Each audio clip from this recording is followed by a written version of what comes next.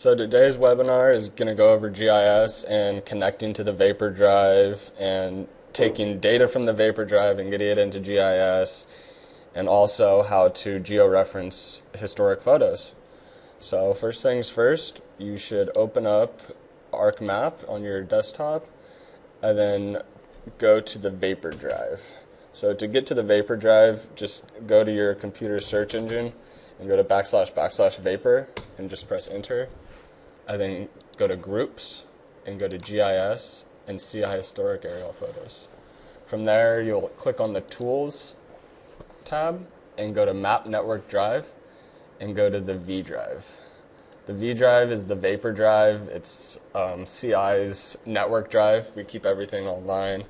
So the folder name is the same thing. So //vapor groups /GIS. I then just press finish.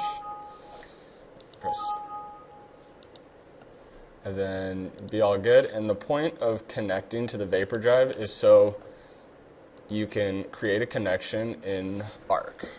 So now that we created the connection, you can go to here and go to computer and click on Vapor. And this is what we did. We connected GIS to the Vapor Drive.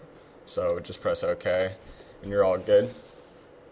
The first thing you're going to want to do once you're connected to the drive, you're going to want to put a base layer in, and the reason for that is because all these base layers are 2012 National Park aerial imagery, and they all have datums, and they're very nice, clean photos. So the reason you want to put this down before putting a picture without datum is because the picture without the datum that you're geoprocessing will actually take the datum of your original background folder. So the next thing, we're going to need to pick a picture that we want to work on. So incompleted imagery.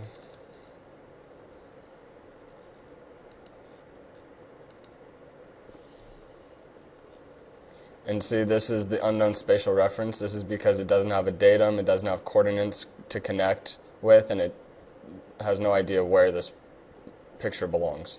So press OK. This is what we're doing. And to get your toolbar up, go to Customize and Toolbars and go to Georeferencing. So this is your georeferencing toolbar. It's a pretty important toolbar. It has a lot you can do with it. It's always important before you start working on your picture to make sure you're actually working on your picture. So 225, and that's what I'm trying to do. So you can obviously see the picture isn't up here, it's off in La La Land somewhere. So we want to fit the picture to the display. So you can obviously tell that is way too big. So from there we can scale our photo down.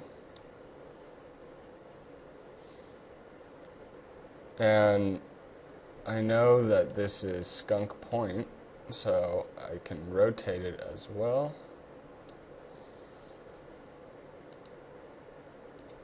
And then we'll shift it over to our general location at least.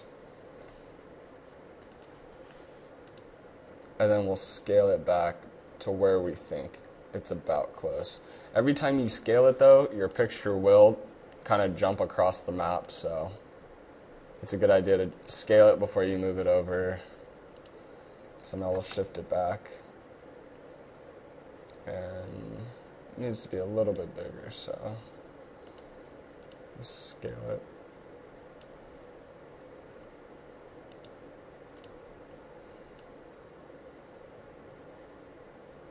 Alright, that's pretty darn close, I would say. Some things that could help you while geoprocessing that make it easier for me are the properties. So go to your display, and you can always mess with your transparency. And that way you can kind of see what's going on underneath your map or underneath your photo and see how close you are. And then another thing you could do that might help you is go to Customize and Toolbars and then go to Effects. And then from there, make sure you're just working out of the right one. And then press this swipe thing. And what this does, it allows you to swipe in between your two photos.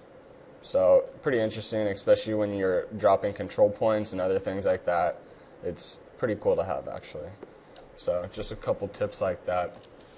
So your next thing, you're gonna want to start dropping control points and georeferencing your photo.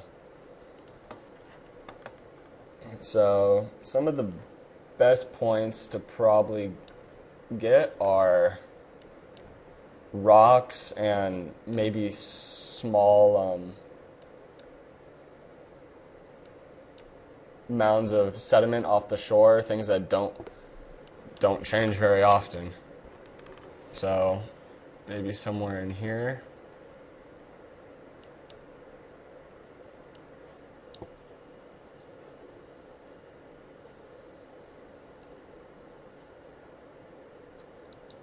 Yeah, we can drop a control point there. And you're always going to want to go old to new. So you click on the, drop the control point on the old photo, and then unclick it, and then click it on the newest photo. And what you did there, you just rubber matted your photo to the underlying map. So every point that you do is your picture is gonna get more in sync with the actual 2012 map. See this little gap right here that's overlying? So just a quick one, if I dropped one here and then clicked out and dropped one here. When you're doing this, you're gonna wanna be much more precise. You don't just wanna click points wherever. You wanna make sure they are 100% accurate, the least to say, because some of these photos are over 100 years old, and a lot of the geography and gullies and things change, riverbeds change locations, so it's just good to pay attention, see where you're dropping points. So once you have all your points down, it's good to have in between, I'd say 10 to 15 points, and you're going to want to open this box right here. And what this box does, this link box, it will show up. It'll show all your control points, and then will give you a total RMS error. So the RMS error is how far your picture is being bent and contorted to fit your control points.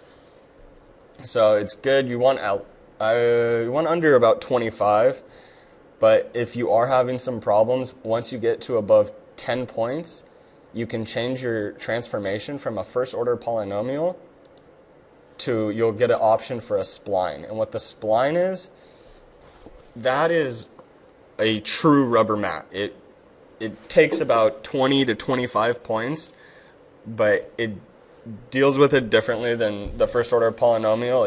It won't keep your picture square, and it could lead to some different transformations, to say the least. But once you are satisfied with your picture and everything's all good, you always want to save these coordinates, your control points. So you're going to want to go to Save, and then to wherever you're saving it, most likely, if you're working on these files, you're going to want to go to your Vapor drive. So there it is. And then CI historic aerials, and then incomplete, and 1977. And when you save this, you want to save it with the same name as the picture that it corresponds to. So for this, I would save it 77006-02456-225. So that way the picture and the text file have the same corresponding name, and it's easy to find if anyone needs it in the future. So once you save those text files, then you can go to your update georeferencing, and it will update all your control points in your picture. The reason you don't want to press update georeferencing before you save your text file is because all your points will be erased and you won't be able to save your text file after you update it. So always do it before.